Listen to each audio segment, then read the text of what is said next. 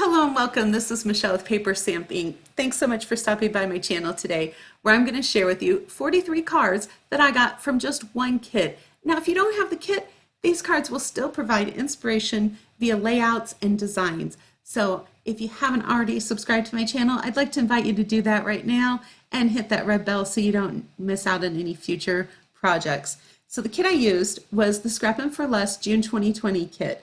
And if you're not familiar with those kits, you get 4 collections in each kit, which includes a stamp set, embellishments, and some pattern paper. You also get a few pieces of colored cardstock. However, I did bring in some more from my stash to really expand the number of cards that I could get.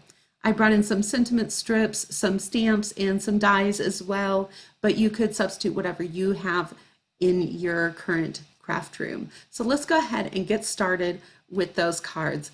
The first collection is all about picnic time and these ants. Now, I don't normally like ants at my picnics, but these guys were adorable, and there were lots of die cuts that I used instead of stamping with these.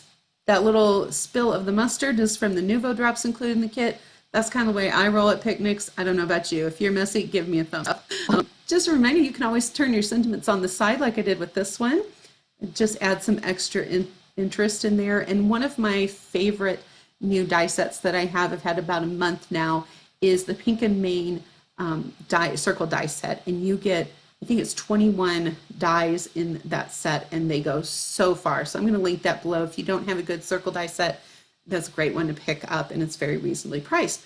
I also use this Hello die in quite a few of the sentiments because it's just so versatile and you can use it for so many different things.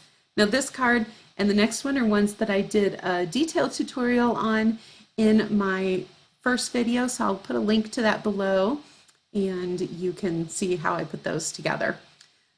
This one is all about monkeys. These are so cute, the little monkeys on this paper. I just kind of let it speak for itself, and easy coloring, that's for sure.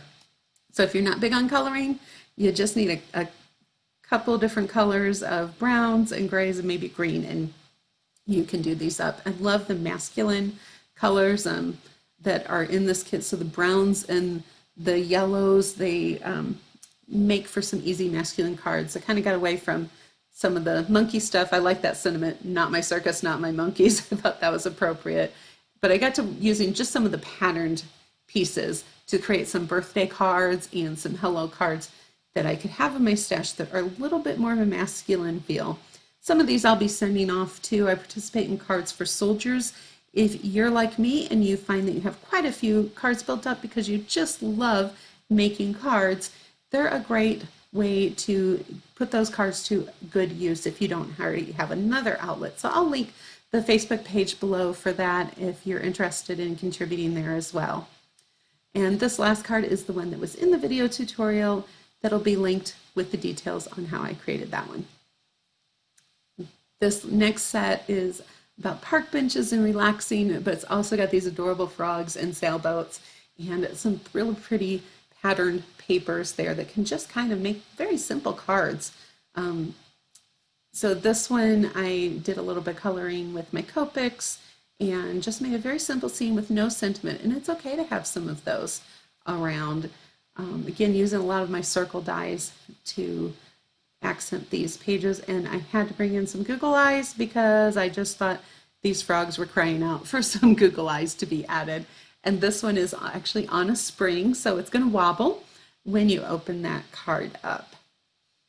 This one I really enjoy playing with patterned papers and mixing and matching them, and this is a great example of how they'll all go together because they all come from the same kit, so you know they're going to mix and match very well.